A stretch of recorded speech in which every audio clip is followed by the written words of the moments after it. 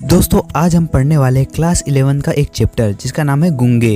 ये कहानी एक मार्मिक कहानी है जिसे राघवेंद्र राव जी द्वारा लिखा गया है। तो आइए दोस्तों इस कहानी को हम एनिमेशन के माध्यम से समझते हैं। एक गूंगा बालक महिलाओं को अपने विषय में बताने की कोशिश कर रहा था। वह जन्म से बहरा होने के कारण गूंगा है। वह सुख दुख जो भी अनुभव करता है उसे इशारों के माध्यम से प्रकट करता है। वह बहुत प्रयत्न करता है पर बोल नहीं पाता। वह इशारों से बताता है कि उसकी माँ घूंघट करती थी जो उसे छोड़कर चली गई क्योंकि उसका बाप मर गया था। उसका पालन पोषण किसने किया यह तो किसी को समझ में नहीं आया, लेकिन उसके इशारों से इतना अवश्य स्पष्ट हो गया था कि जिन्होंने भी इसे पाला है वे उसे बहुत मारते थे। वह बोलने की बड़ी कोशिश करता है लेकिन उसके मुख से कठोर अथवा काय काय की आवाज के अतिरिक्त और कुछ भी नहीं निकलता है, जिसे देखकर महिलाएं उसके प्रति दया से भर उठती है।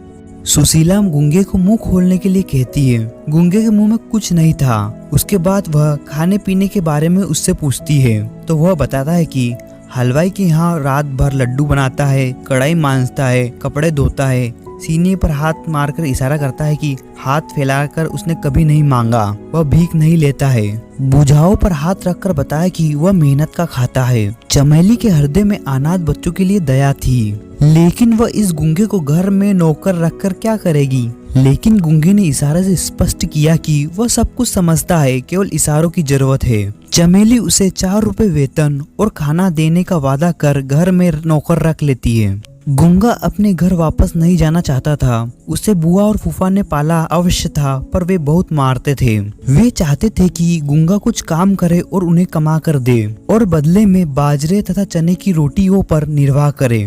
गूंगा चमेली के घर छोटे मोटे काम करता था। एक दिन गूंगा बिना बताए कहीं चला गया। चमेली ने उसे बहुत ढूंढा पर उसका पता कुछ भी नहीं चला। चमेली के पति ने कहा कि वह भाग गया होगा। चमेली भी यही सोच रही कि वह भाग गया होगा, पर यह समझ नहीं पा रही थी वह क्यों भागा। तब उसने कहा कि गूंगा नाली के कीड़े के समान है, उसे जितनी भी बेहतर जिंदगी दे दो मगर वह गंदगी को ही पसंद करेगा। घर के सब लोग जब खाना खा चुके तो वह अचानक से दरवाजे पर दिखाई दिया और इशारे से बताया कि वह भूखा है। चमेली ने उसकी तरफ रोटी फेंक दी और पूछा कहाँ गया था। गूंगा अपराधी की भांति खड़ा रहा। चमेली ने एक चिमटा उसकी पीठ पर मार दिया पर गूंगा रोया नहीं। चमेली की आंखों से आंसू गिरने लगे। वह देखकर गूंगा भी रोने लगा। उस दिन के बाद गूंगा कभी भाग जाता और लौट कर भी आ जाता। जगह जगह नौकरी करके भाग जाना उसकी आदत बन गई थी। एक दिन चमेली के बेटे बसंता ने गूंगे को चपाट मार दी। गूंगे ने भी उसे मारने के लिए हाथ उठाया पर रुक गया। गूंगा जोर जोर से रोने लगा। गूंगे की आवाज सुनकर चमेली चूल्हा छोड़कर वहां आई। इशारों से पता चला कि खेल खेल में बसंता ने उसे मारा था। बसंता ने शिकायत की कि गूंगा उसे मारना चाहता था। गूंगा चमेली के हाव भाव से सब कुछ समझ गया था। उसने चमेली का हाथ पकड़ लिया। एक क्षण के लिए चमेली को लगा कि जैसे उसके पुत्र ने उसका हाथ पकड़ रखा है। एकाएक चमेली ने घृणा का भाव व्यक्त करते हुए अपना हाथ छुड़ा लिया। अपने बेटे का ध्यान आते ही चमेली के हृदय में गूंगे के प्रति दया का भाव भर आया। वह लौटकर चूल्हे के पास चली गई। वहाँ गूंगे की स्थिति के बारे में सोचती है।